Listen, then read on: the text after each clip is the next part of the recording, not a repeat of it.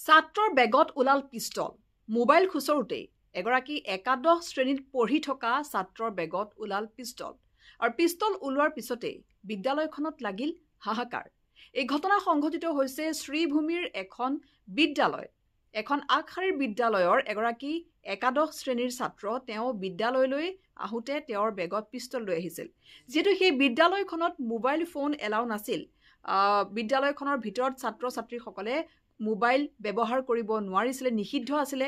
আৰু সেইবাবে যেতিয়া শ্ৰেণী চলি আছিলে, পাঠদান চলি আছিলে, সেই সময়তে সেই ছাত্ৰগৰাকীয়ে তেওঁ বেগৰ ভিতৰত কিবা এটা বস্তু খুচৰি থকা প্ৰত্যক্ষ কৰিছিলে সেই সময়ত পঢ়াই থকা শিক্ষকগৰাকীয়ে।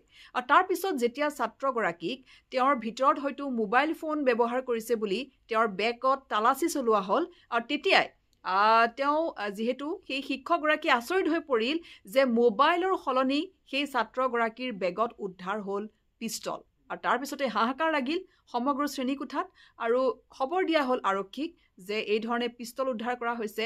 আৰু তাৰপিছতে আৰক্ষীয়ে সেই ছাত্ৰগৰাকীক থানালৈ লৈ গৈছে আৰু সেই সন্দৰ্ভত পিষ্টল সন্দৰ্ভত তেওঁক সোধপোছ কৰিবৰ বাবে আৰক্ষীয়ে সেই ছাত্ৰগৰাকীক থানালৈ লৈ গৈছে।